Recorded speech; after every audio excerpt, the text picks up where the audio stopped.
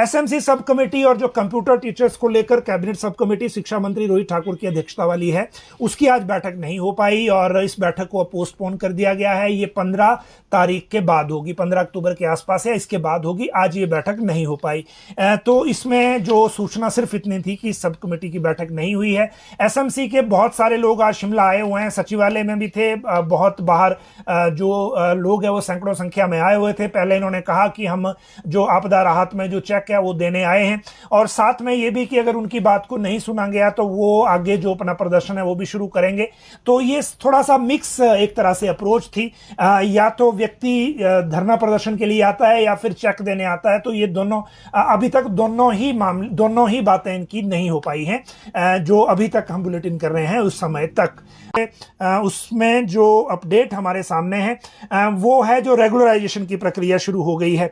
देखिए, हिमाचल में जो 30 सितंबर को 2 साल कर्मचारी पूरे कर चुके हैं सरकारी विभागों में, जिनकी रेगुलराइजेशन अब होती है आगे, वो प्रोसेस शुरू हो गया है।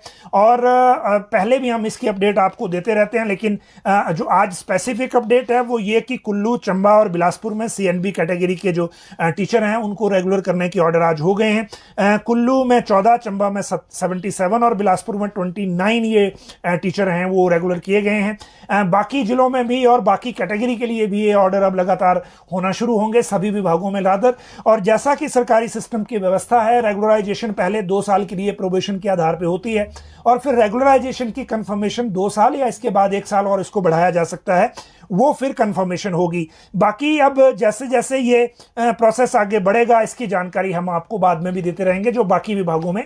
अगर आपको लगे कि आपके डिपार्टमेंट में रेगुलराइजेशन की प्रक्रिया धीमी है तो आप कमेंट बॉक्स में लिख सकते हैं, ताकि उनके जो एडमिनिस्ट्रेटिव सेक्रेटरी हैं हम उनके साथ ये मामला उठा सकें।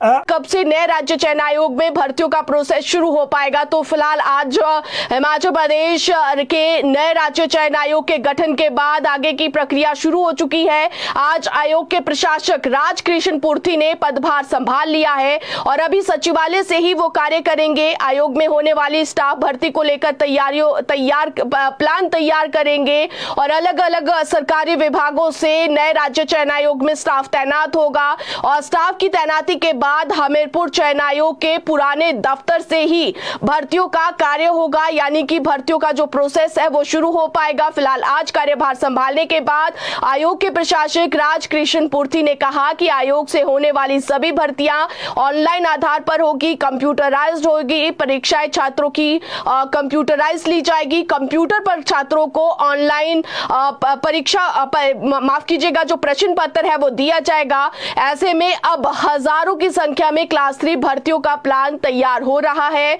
बेरोजगार युवाओं को जल्द राहत की उम्मीद है कि कब तक जो है वो उन्हें उम्मीद मिलती है। और आपको बता दें तो राज्य सरकार ने राज्य चयन आयोग की अधिसूचना पहले ही जारी कर दी है। आईएएस अधिकारी राजकृष्ण पूर्थी को इसका प्रशासक बनाया गया है। पहले सरकार यहां पर पूरा सेटअप करेगी, यहां पर स्टाफ लगाया जाएगा, पूरा ढांचा स्थापित किया जाएगा और इसके साथ पेपर कंडक्ट करने वाली एजेंसी का चयन होगा। इसके लिए कार्मिक विभाग ने प्रक्रिया शुरू कर दी है। केंद्र सरकार की एक एजेंसी ने इस दिशा में केंद्र सरकार की एक एजेंसी के साथ इस दिशा में बात चल रही है और सभी एग्जाम कंप्यूटराइज्ड होंगे। वो हमने आपको बार बार कहा है कि इस बार जो नया राज्य चयन आयोग सरकार की ओर से गठित किया गया है उसमें प्राइवेट एजेंसी को हायर किया जाएगा जो पूरी तरह से ऑनलाइन होगी और इसके चयन को लेकर भी चर्चाएं चल रही है। ऑनलाइन सभी सिस्टम इसमें तैयार किया जाएगा। छात्रों के एग्जाम ऑनलाइन होंगे, प्रश्न पत्र ऑनलाइन होंगे, तमाम सभी प्रोसेस ऑनलाइन होगा। 1 हफ्ते के अंदर छात्रों के रिजल्ट निकालने का टारगेट रखा गया है और अब ऐसे में देखना यह होगा कि नए राज्य चयन आयोग का काम कब से शुरू होता है। प्रदेश के कर्मचारियों के कई मुद्दे पेंडिंग है। इसमें डीए जो अभी 34% हिमाचल के कर्मचारियों को मिल रहा है, जबकि केंद्र में 2 किश्तें और बढ़ गई है, यानी कि केंद्र के कर्मचारियों को इस समय 42% डीए मिल रहा है। इसी के साथ एरियर की अगर बात करें तो हिमाचल प्रदेश के कर्मचारियों को एरियर भी नहीं मिला है, केवल 1 किश्त मिली है और कई कर्मचारियों के ऐसे मुद्दे पेंडिंग है जिस पर अंदर खाते प्लानिंग तैयार होने लगी है कर्मचारी संगठनों की कि किस तरह से सरकार के समक्ष अपने मुद्दों को रखना है। फिलहाल अब अराजपत्रित कर्मचारी संगठन को की मान्यता को लेकर चर्चाएं हो रही है। 5 अक्टूबर को प्रदीप ठाकुर का अराजपत्रित कर्मचारी महासंघ जो है वो सीएम से मुलाकात करेंगे, तो उस दौरान ये पता लगेगा कि क्या सरकार की ओर से उनके संगठन को ये मान्यता दी जाती है या फिर नहीं। तो अगली खबर की बात करें तो हिमाचल प्रदेश के जिला परिषद कर्मचारियों पर सीएम ने आज कहा है कि ग्राम सभाएं एक बार फिर से हिमाचल प्रदेश में दूसरी बार होगी। जीप कर्मचारी क्योंकि इस समय हड़ताल पर है और इस वजह से कोरम पूरा नहीं हो पाया है। जहां कोरम पूरा नहीं हुआ वहां सभा दोबारा होगी। हड़ताल से पंचायतों का कार्य भी प्रभावित हो रहा है। सीएम ने आज ये बयान मीडिया में जारी किया है और इसके साथ ही आपको बता दें तो जिला परिषद कैडर के कर्मचारी लगातार सरकार से ग्रामीण विकास विभाग में शामिल, पंचायती राज विभाग में शामिल होने की मांग कर रहे हैं। वहीं वेतन संबंधित मामले भी सुलझाने को कह रहे हैं और आज चौथे दिन भी प्रदेश में जिला परिषद कर्मचारियों की हड़ताल जारी थी और अब पंचायत सचिव भी हड़ताल पर बैठ गए हैं, जिस वजह से पंचायतों के काम काफी ज्यादा प्रभावित हो रहे हैं।